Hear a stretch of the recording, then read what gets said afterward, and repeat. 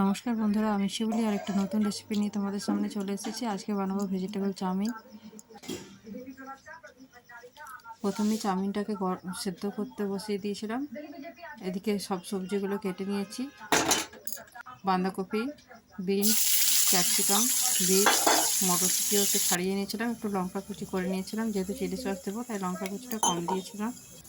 চাউমিনটা সেদ্ধ হয়ে গেছে। এখন চাউমিনটার মধ্যে উপর থেকে ঠান্ডা জল দিয়ে ধুয়ে নেবো, যাতে চাউমিনটা গলে না যায়। তারপর উপর থেকে একটু রিফাইন দিয়ে চাউমিনটা ছড়িয়ে রেখে দেবো, যাতে একটা গায়ে একটা লেগে না যায়। এদিকে কড়াইতে বিটগুলো আমি আগে তেল দিয়ে ভেজে নিয়েছিলাম, তারপর উঠিয়ে নিয়েছিলাম। তাছাড়া বিটের রঙটা ছেড়ে দেয়, গায়ে সব সবজি লেগে যায়, তাই যাতে রঙটা না ছাড়ে তাই বিটটা আগে ভেজে উঠিয়ে রেখে নিয়েছিলাম।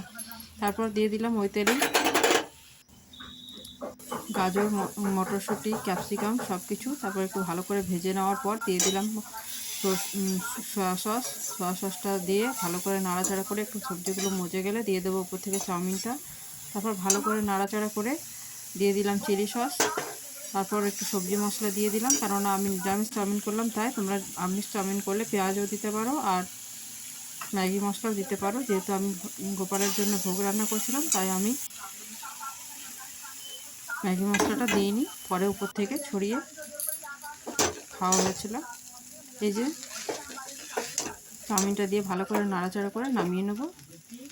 এখন উপর থেকে তোমরা পেঁয়াজ কুচি, টমেটো সস দিয়ে ভালো করে পরিবেশন করতে পারো। আমি একটু শসা কুচিও দিয়ে দিয়েছিলাম। রেসিপিটা ভালো লাগলে অবশ্যই লাইক, কমেন্ট, শেয়ার করে দিও। যারা ইউটিউব থেকে দেখছো তারা চ্যানেলটাকে সাবস্ক্রাইব করে দিও। যারা ফেসবুক থেকে দেখছো তারা পেজটাকে ফলো করে দিও। সবাই খুব ভালো থেকো। ভিডিওটা এখানে শেষ করছি।